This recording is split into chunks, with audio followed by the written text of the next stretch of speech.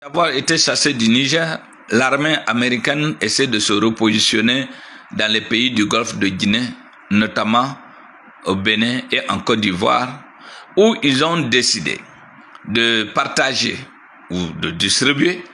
les blindés, au nombre de 38, des blindés Puma M36, qui étaient destinés à l'armée américaine, à l'armée nigérienne, dont les États-Unis avaient promis de les aider à lutter contre le terrorisme. Ces blindés seront désormais partagés entre le Bénin et la Côte d'Ivoire pour renforcer leur système de défense. Ce repositionnement de l'armée américaine aux portes du Sahel montre clairement la volonté des États-Unis à ne pas lâcher prise le contrôle du Sahel. Les États-Unis qui viennent de perdre cette position hautement géostratégique qui est le Niger pour ce qui concerne le Sahel et l'Afrique de l'Ouest. Alors,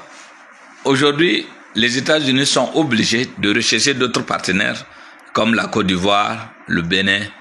et dans la moindre mesure le Ghana. Mais ce n'est pas sans inquiétude pour les pays du Niger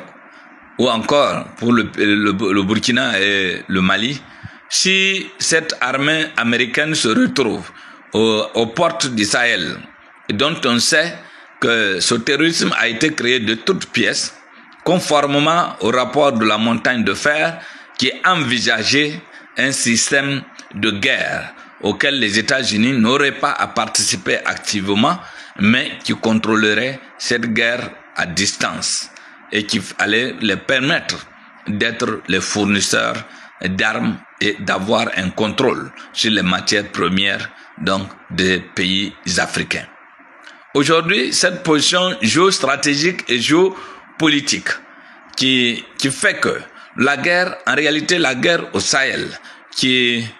qu'on a appelée guerre du terrorisme, n'est rien d'autre qu'une guerre géopolitique, une guerre géostratégique qui oppose les États-Unis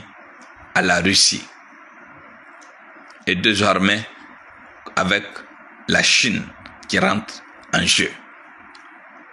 Ce repositionnement des États-Unis dans les pays du Golfe de Guinée, sa volonté de continuer à avoir le contrôle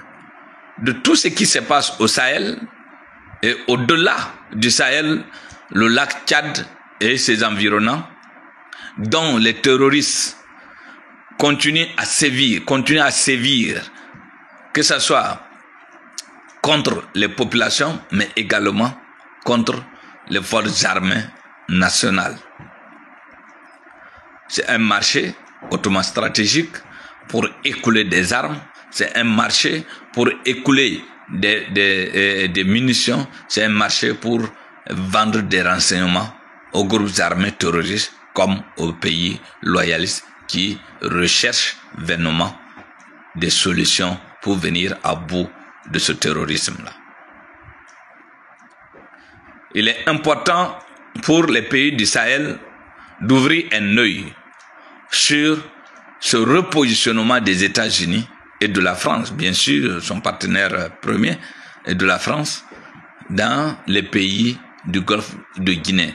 qui n'annoncent rien de bon pour le Sahel. Que Dieu vous bénisse.